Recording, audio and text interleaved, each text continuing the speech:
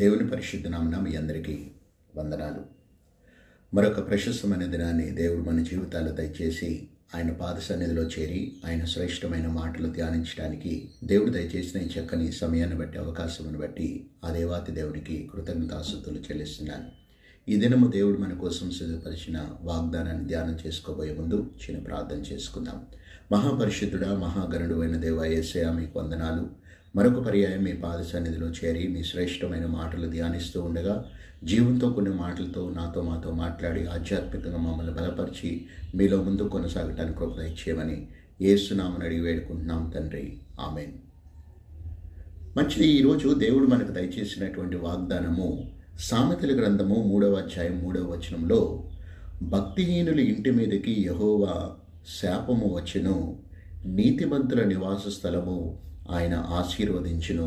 ఈ వచనం ద్వారా దేవుడు మనము నీతిమంతులుగా జీవించినప్పుడు తన యొక్క ఆశీర్వాదాలను మనపై కుమ్మరిస్తానని, మనం భక్తిహీనులుగా నడుచుకుంటానికి ఆశపడితే దేవుని యొక్క శాపానికి మనం గురవుతామని దేవుని యొక్క వాక్యం సెలవిస్తుంది. కనుక ప్రభువుని ఆరాధించే మనం అందరము కూడా నీతి మార్గంలో మనం నడుచుకోవాలని దేవాతి దేవుడు ఆశిస్తున్నాడు. నీతి మార్గంలో నడుచుకోవటం అంటే దేవుని యొక్క చిత్తానుసారంగా, అంత మాత్రమే కాకుండా దేవుని యొక్క ఉద్దేశాలను మనం గ్రహిస్తూ, దేవుని యొక్క హృదయ వాంఛను మనం గ్రహిస్తూ మనం దాని ప్రకారం నడుచుకోవటమే నీతిమంతులుగా జీవించడానికి సాదృశ్యమని మనం తెలుసుకోవాలి.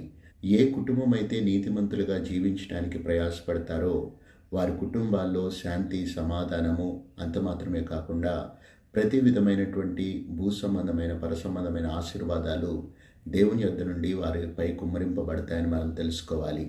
అందుకనే కీర్తనాకారుడైనటువంటి దావీదు ఈ విధంగా సెలవిస్తున్నాడు. కీర్తన 37, 25, 26 వచనాల్లో, నేను చిన్నవాడై ఉంటిని, ఇప్పుడు ముసలివాడైనై ఉన్నాను, అయినను నీతిమంతులు విడువబడుట కానీ వారి సంతానం భిక్షమెత్తుడు కానీ నేను చూచి ఉండలేదు అని ఇక్కడ తన యొక్క అనుభవాన్ని తెలియజేసినట్లుగా మనం చూస్తున్నాం.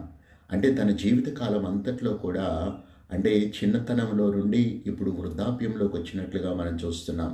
అతడు గమనించి అతడు ఇస్తున్న సాక్ష్యం ఏంటంటే, నేను చిన్నప్పటి నుండి ఇప్పుడు వృద్ధాప్యం వరకు నేను నా యొక్క అనుభవంలో నుంచి నేను తెలుసుకున్నది ఏంటంటే, నీతిమంతులు దేవుని చేత విడవబడటం కానీ వారి ఆకలి కొని భిక్షమెత్తుట కానీ నేను చూచి ఉండలేదు అని చెప్తూ ఉన్నాడు. నిజమే, నీతిమంతులుగా మనం జీవించినప్పుడు దేవుడు మన పోషకుడుగా ఉంటాడు, దేవుడు మన సంరక్షకుడుగా ఉంటాడు, ఆయన మన యొక్క ప్రతి ఒక్క అక్కర్లను తీరుస్తాడు అని మనం తెలుసుకోవాలి.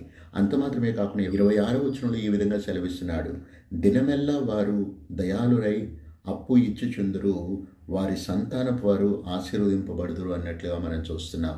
ఈ నీతిమంతులుగా జీవించడానికి ప్రయాసపడేటువంటి వారు దినమంతా కూడా వారు చెయ్యి చాపి ఇచ్చేవారుగా ఉంటారని, అంత మాత్రమే కాకుండా వారి యొక్క కుటుంబాలు తరతరాలు కూడా ఆశీర్వదింపబడేవిగా ఉంటాయన్నట్లుగా మనం చూస్తున్నాం. ఈ యొక్క సామెతల గ్రంథం 3వ అధ్యాయం 33వ వచనంలో మరి 2 మార్గాలు మన ఎదుట 2 మార్గాలను దేవుడు ఉంచి, భక్తిహీనుల మార్గాన్ని మీరు ఎన్నుకుంటారా, నీతిమంతుల మార్గాన్ని ఎన్నుకుంటారా? భక్తిహీనతను మీరు ఎన్నుకుంటే మరి నా యొక్క శాపానికి మీరు పాత్రలవుతారు. కానీ నీతి మార్గాన్ని మీరు ఎన్నుకుంటే మీ నివాస స్థలాలు, అంటే మీ యొక్క కుటుంబాలు, మీ గృహాలు ఆస్వాదింపబడతాయని దేవాతి దేవుడు సెలవిస్తున్నాడు. కనుక మనం ఒక శ్రేష్టమైన నిర్ణయం తీసుకోవాలి. ఏ విధంగా యెహోషువ తన కుటుంబాని కోసం నిర్ణయం తీసుకుంటున్నాడో, నేనును నా ఇంటి వారము యెహోవాను సేవించదమని మనము కూడా అటువంటి ఆత్మీయమైన తీర్మానం మనం తీసుకొని మనము ఇంటిలో పాది మరి దేవుణ్ణి సేవించటానికి, దేవుని ఆరాధించటానికి, దేవుని యొక్క చిత్తానికి, ఆయన మార్గంలో నడుచుకోవటానికి మనం ఇష్టం కనపరిచినప్పుడు ప్రతి విధమైనటువంటి పరిసంబంధమైన దేవుని ఆశీర్వాదాలు మనపై, మన కుటుంబాలపై కుమ్మరింపబడతాయని మనం తెలుసుకొని, కనుక ఈ రోజున మరి మీ కుటుంబాల్లో శాంతి, సమాధానము, దీవెనలు, ఆశీర్వాదాలు మెండుగా కావాలని మీరు ఆశపడుతున్నట్లయితే మనం చేయాల్సింది నీతిమంతులుగా జీవించడానికి మనం ప్రయాసపడినప్పుడు వాక్యంలో సెలవిచ్చినట్లుగా నీతిమంతుల యొక్క నివాస స్థలము ఆయన